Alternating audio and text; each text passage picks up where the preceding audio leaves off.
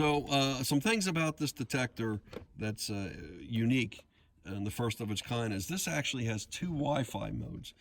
One is a Wi-Fi hotspot, which is how the conventional escort detectors that have the C designation connect to the car. So the IXC, the MAX 360C, you connect that to a hotspot, and you can get software updates, that kind of thing, firmware, Defender updates, right over the wireless.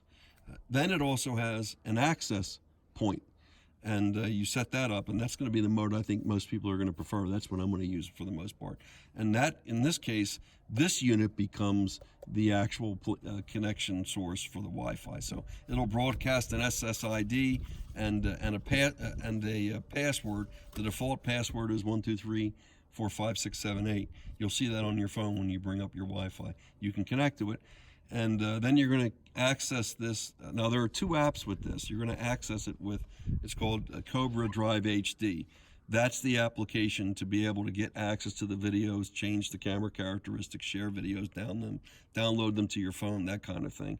And that's the kind of thing you'll see in other conventional detectors. The GoPro has it, the Wayland's has it. So that's very typical of what you would expect with a high-quality dash cam. So that's what you do. And then the other app, I mentioned there were two apps. The other app is called the iRadar app, which other Escort users will know, which is the equivalent of Escort's Live, but for the Cobra brand.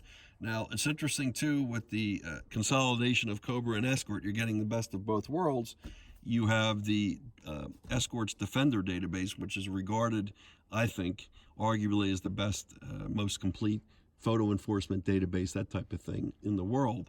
But they also enhanced it with the Cobra's database system, which was called Aura. And so now you have that combined ecosystem in here, and you're going to have access to this.